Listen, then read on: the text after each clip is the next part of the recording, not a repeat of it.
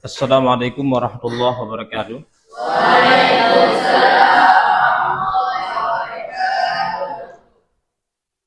Jadi untuk memberi berkat belajar kita pada hari ini, marilah sama-sama kita membaca doa sebelum belajar.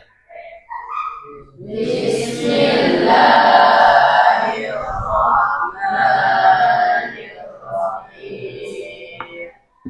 Alhamdulillahirabbil alamin.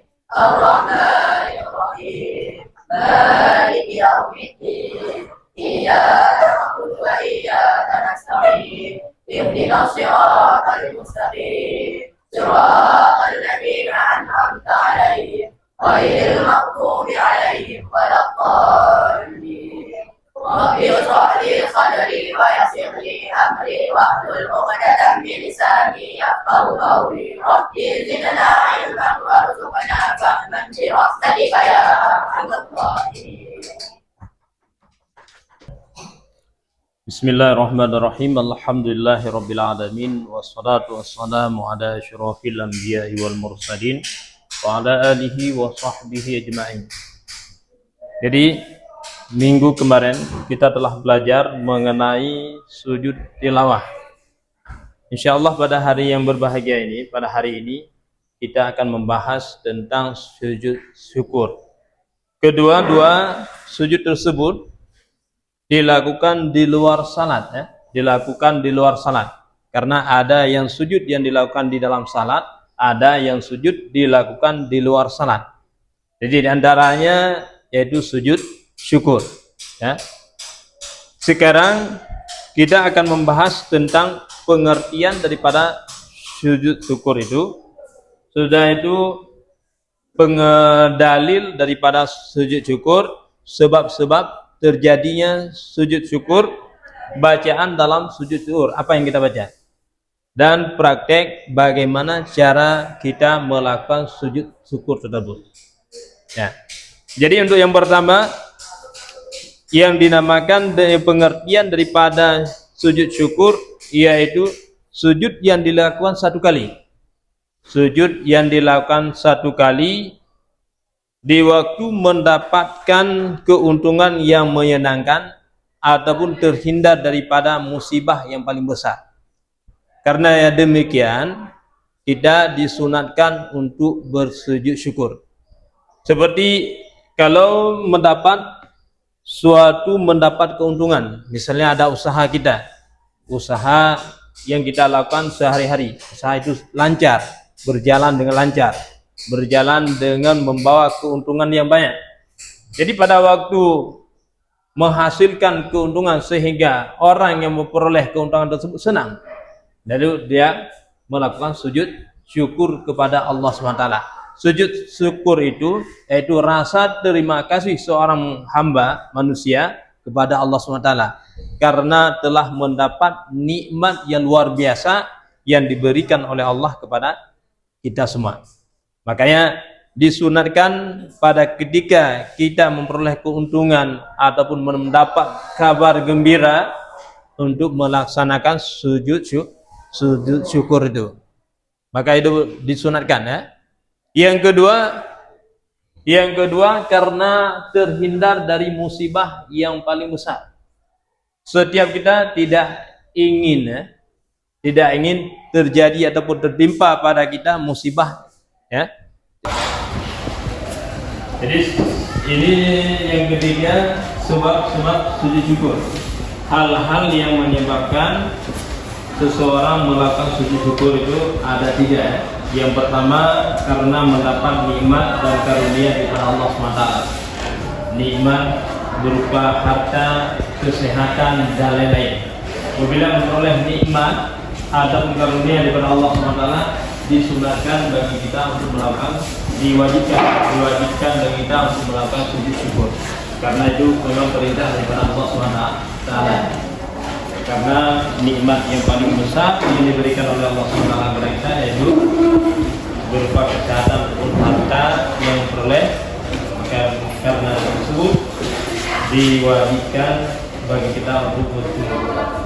Yang kedua mendapatkan berita menyenangkan, seperti yang telah kita jelaskan tadi. Berita yang menyenangkan, ya. naik jabatan ataupun bertambahnya harta ataupun bertambahnya keuntungan, itu merupakan bagian daripada berita gembira. Jadi apabila telah mendapatkan berita gembira yang seperti itu, kita diwajibkan untuk bersyukur. Yang ketiga, terhindarnya daripada musibah yang besar. Selama kita daripada musibah, misalnya selama kita daripada bahaya yang selalu menyerang kita. Karena demikian diwajibkan untuk melakukan sujud syukur. Nah, yang selanjutnya di sini ada dijelaskan bahwa Nabi Shallallahu Alaihi Wasallam dan para sahabat pernah melakukan sujud syukur. Ada beberapa hal yang menyebabkan Nabi dan para sahabat melakukan sujud syukur. Yang pertama, ketika Nabi Muhammad Shallallahu Alaihi Wasallam mendapat surat dari Ali yang isinya kabar gembira bahwa suku Hamzah masuk Islam. Karena pada ketika itu Hamzah, adapun para pengikut itu suku daripada kabilah Hamzah itu golongan atau kabilah yang paling kuat di antara kabilah-kabilah lain. Jadi Islam pada saat itu masih lemah, tidak kuat seperti orang-orang lain. Karena pada ketika setelah masuk Islam suku Hamzah, maka Nabi bersujud syukur, berterima kasih kepada Allah SWT karena keislamannya, yaitu Sayyidina Hamzah ataupun suku Hamzah tersebut. Yang kedua, Nabi Muhammad SAW pernah melakukan sujud syukur ketika malaikat Jibril memberi kabar gembira kepada Nabi Muhammad SAW bahwa orang yang selalu berselawat kepada Nabi akan diberi rahmat dan keselamatan. Ya, innallaha wa malaikatahu yusholluna 'alan nabi ya ayyuhalladzina amanu shallu 'alaihi wa sallimu taslima. Ini perintah Allah SWT kepada kita umat Nabi Muhammad untuk memperbaikkan selawat kepada Nabi. Karena orang yang membaca selawat kepada Nabi, maka Allah SWT akan menambahkan rahmat dan kasih sayang Allah kepada orang tersebut. Itu di antara tadi yang diperintahkan oleh Allah Subhanahu wa taala. Yang keempat, syarat-syarat sujud syukur. Di sini ada 3 syarat untuk melakukan sujud syukur. Seperti karena sujud syukur sama dengan salat. Yang disyaratkan di salat disyaratkan pula di sujud syukur itu. Yang pertama, sujud syukur syaratnya suci badan, pakaian dan tempat, baru kita melakukan sujud syukur. Yang pertama, pakaian kita harus bersih, badan kita harus bersih, tempat itu yang kita melakukan sujud itu harus bersih pula. Yang kedua, menghadap arah kiblat. Kalau kita di Aceh di sini arah kiblatnya ke barat, jadi harus menghadap. Tidak boleh sujud syukur ke arah yang lain selain arah kiblat. Yang ketiga, menutup auratnya, menutup aurat. Jadi sesuatu yang disyaratkan dalam sembahyang, dalam salat itu disyaratkan pula dalam waktu kita melakukan sujud syukur. Itu syarat-syaratnya, harus menutup aurat, harus menghadap kiblat, harus suci badan, pakaian dan tempat. Itu syarat untuk melakukan sujud syukur. Yang kelima yang harus kita perhatikan, ini cara melakukan sujud syukur. Karena ada caranya. Ada caranya. Setiap yang kita lakukan ibadah, yang kita lakukan harus ada caranya. Ada pun kaifiat bagaimana cara melakukan sujud syukur tersebut. Jadi caranya di sini yang pertama niat. Sebagaimana yang telah kita ketahui, kalau niat itu di dalam hati. Jadi ada lafal niatnya, Yang ini dijelaskan lafal niatnya, nawaitu sujuda syukri lillah ta'ala. Itu niatnya. Itu lafalnya. Kalau niat nanti untuk memudahkan itu, menetangkannya dalam hati, perlu kita lafazkan.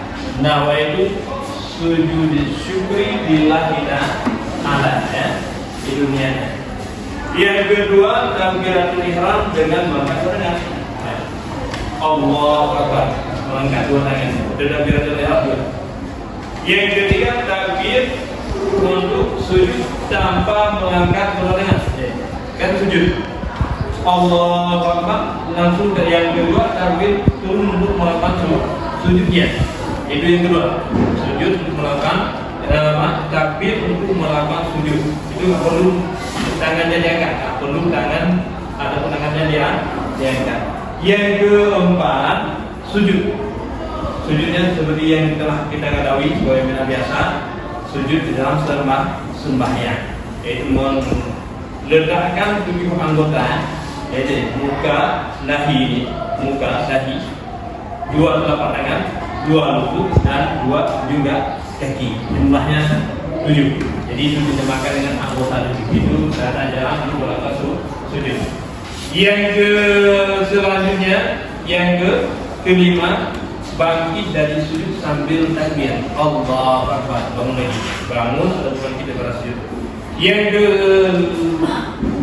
keenam, duduk sesudah sujud tanpa membaca tasyahud. Bangkit daripada sujud. Daripada sujud duduk. Itu gak ada bacaan tasyahudnya. Gak ada bacaan tasyahudnya. Cuma duduk sesudah itu salam. Itu tata cara melakukan sujud sahwi, sujud syukur ya. Ada pertanyaannya? Mungkin ada pertanyaan ataupun ada yang tidak paham boleh ditanyakan. Saya. Coba apa yang maksudnya dengan sujud syukur?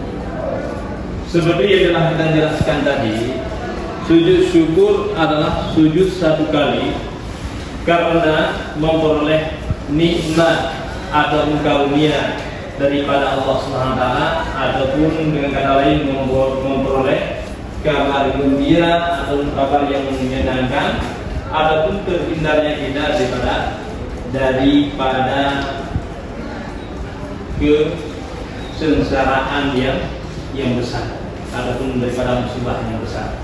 Itu yang dinamakan dengan sujud syukur. Karena hal itu telah terjadi pada kita, mendapat kabar gembira, kita wajib bersyukur kepada Allah SWT terhadap karunia ataupun nikmat yang besar. Terhindar daripada musibah yang besar, itu pun kita bersyukur kepada Allah SWT karena Allah telah menghindari kita daripada musibah tersebut. Kita bersyukur kepada Allah sebagai tanda terima kasih kita kepada Allah Subhanahu wa taala. Yang kita sudah hampir habis. Sekarang kita berdoa kepada Allah Subhanahu wa taala, mudah-mudahan Allah Subhanahu wa taala memberi keberkahan kepada kita. Coba kita selawat. Sallallahu ala Muhammad.